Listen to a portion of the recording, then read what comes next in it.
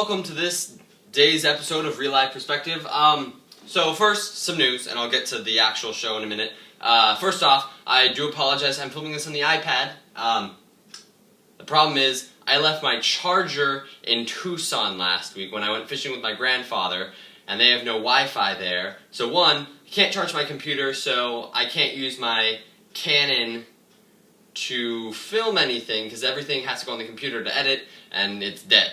So I'm having to film on the iPad. But secondly, the Wi-Fi not being there is also why the video didn't get up until Monday, because I tried to set it and let it go, and it just didn't, and so the Monday episode ended up being taken place by the Friday episode. And on that note, Friday episodes, because of me going out of town, and then also Friday, which would be tomorrow, it's not going to work out because I have to go to Thespian Festival. So what we're thinking is Friday episodes are now going to Thursday. And I know, it seems a lot like Film Riot, right? Mondays and Thursdays. Oh, you're just copying them. No, it seems to be the most efficient possible plan, except for maybe Tuesdays and Thursdays. But anyway, on that note, today's episode is going to be about composition, musical composition for any sort of film score you might be doing. And the biggest key to this is that you have something most appropriate to your piece. I was actually talking to a friend today. Occasionally that rule can be broken. It's called musical dissonance, when you want something to be creepy, so you make music that is so happy, generally like with children singing or something, like perhaps what you'd see on Happy Tree Friends or something. It was utilized in a short film we saw on Vimeo called Blink, where a boy was playing with a robot, and it's just so overly happy that it is creepy.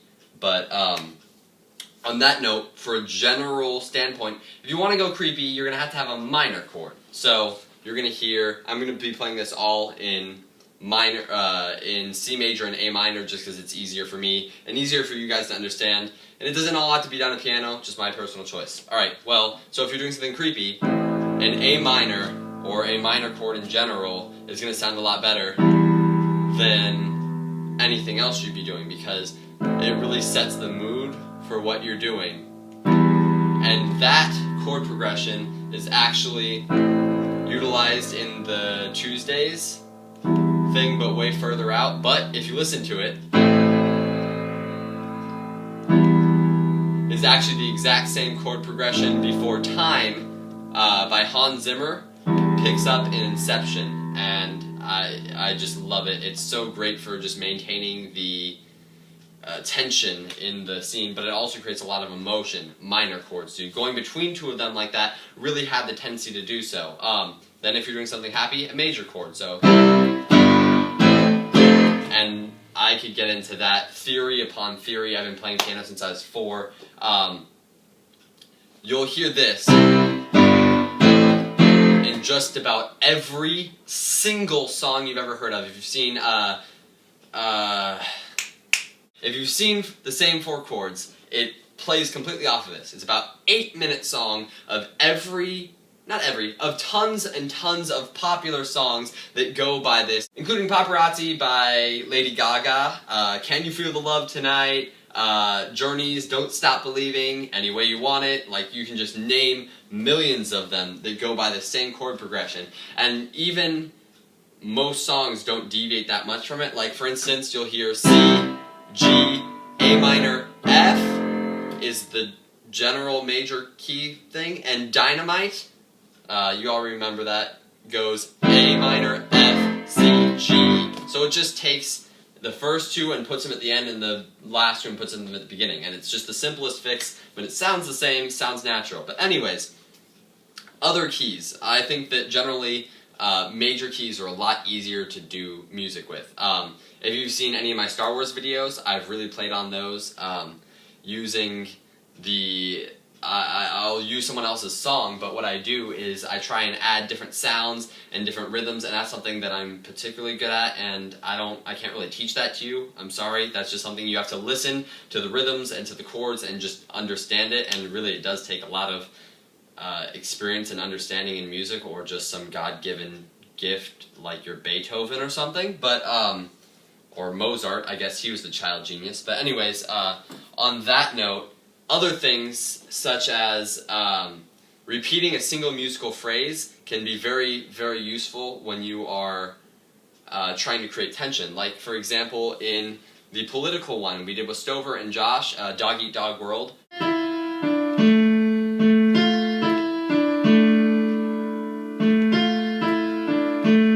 And that one chord, it's repeated A, F, E, D, A, and just loops over and over again. And what that does is, because it's in a minor key, it creates a lot of tension. Whereas if I were to go,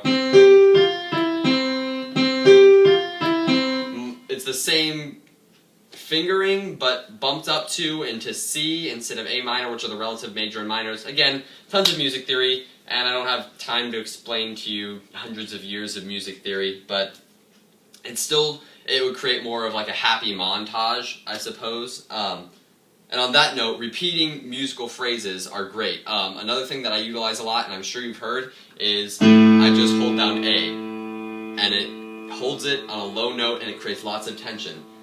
And that's great. Another thing, though, is you have to really play with the types of sounds that you're using, not just the song itself, because piano is great. I love piano. I've been playing since I was 4. But the reason why this is so useful is it has tons of different sounds, and you can really affect the different volumes of what you're playing. But really, the most important thing is that you can have the different sounds. So I can have keyboard noises,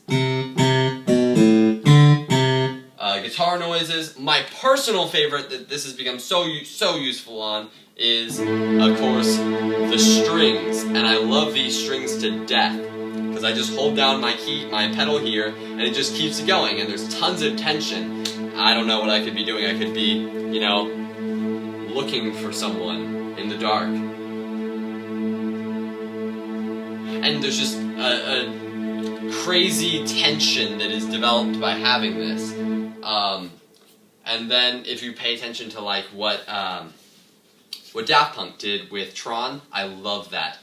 Daft Punk and Hans Zimmer are like amazing. But anyways, Daft Punk, they had repeatedly, they had on what I would assume would be called allegro strings, just over and over, that they played in the minor key, just over and over and over when he first gets on the grid. And it does provide a little bit of tension, but because it's repeating that over and over, not slowly but very quickly along to an upbeat rhythm, it doesn't create a horrific tension. It creates more of an action tension, like you don't know what's going to happen next. And all this, of course, keys along to what your camera is doing, and that'll make a huge difference. But definitely, music is one of the biggest things that's ever happened to filmmaking. I mean, if you're talking about the silent films, it did set the mood for, you know, you have the honky-tonk piano playing just kind of a carefree song, and it just, that was a lot different. It's definitely evolved over the ages, let me say it that way. It's gotten to the point where music can completely dictate something, whereas there, if you took it out, you'd just be listening to something silent. So in a way it was filler, even though it just kind of set the mood. Though it has definitely evolved over the ages. But other things, definitely, if you're going to do these kinds of things, you have to keep into consideration that your beat is very important. Like I said in Tron, is an upbeat beat. That's not the actual song, but when you have that upbeat beat, it creates a lot of action-y tension. Whereas if you're doing something slower, one thing that's very popular, you've all seen on TV for an action movie, it's very popularly used, and it's kind of overused, but I love it at the same time. It's a great tool. It almost synthesizes a heartbeat in a way, is that while you're listening to something, you'd have some announcer who sounds like this, and then you'd hear along with the music. And all it is it's kind of an Asian drum that you could use. You could use any kind of drum, I suppose, just a simple bass kick drum, or anything that's bassy and low. I personally have something called a taiko drum, which is a Chinese drum, and I love it. And I use that to towards the end of Dog Eat Dog World when Josh was cutting up Stover, and it just creates kind of a heartbeat noise, and a heartbeat noise when you have something like that, even when you do something like that, it synthesizes a heartbeat. And when it synthesizes a heartbeat, generally heartbeats pick up and get more intense when you're afraid or when you would have to move quickly, like in nature, if you're in some sort of a fight. So it creates a natural tension, and or scared. It can incite fear or disgust in what you're doing. And that's definitely a huge part of it, is playing off the rhythms, the music, and repetition of musical phrases are all super, super important. I'm not going to say that I'm amazing at this. I think I'm equipped to do this. I'm still learning myself. I've only been composing music for films for, it would have to be about 7 months now, but I've been playing since I was really young, and I've written my own music, and I used to do that for YouTube, which Josh and I discussed way back when on our first talk, but definitely it is a skill that you develop over time, and you will have your own tastes in music and in effects, or things that you like to do that other people may not like to do, or things that I like to do that you won't like to do.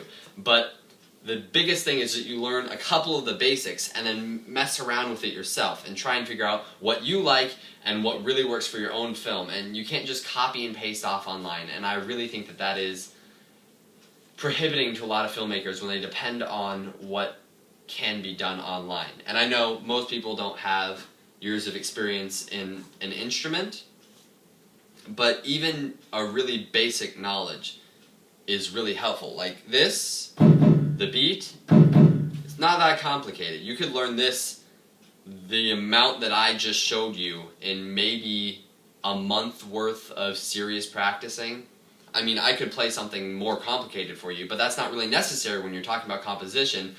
The most important thing about composition is that you listen to other things that people have done, you learn some basics, and then you mess around with it for yourself. So that was this episode of Real Life Perspective on musical composition.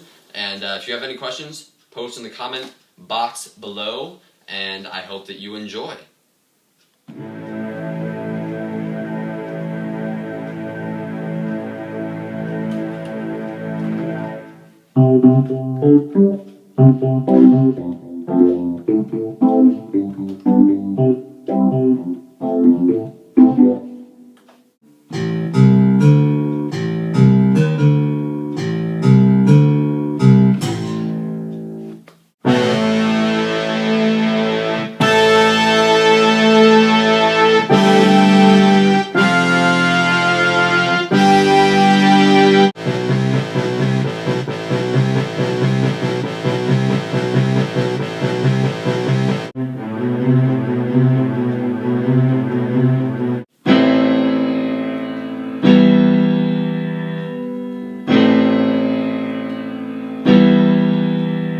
Bells in minor tones or a vibrato-like noise are very good for maintaining a sort of suspenseful sound, as well as, if you're going to have a sort of suspenseful sound, another great thing to have, which you don't even have to have a keyboard for this, just a general microphone,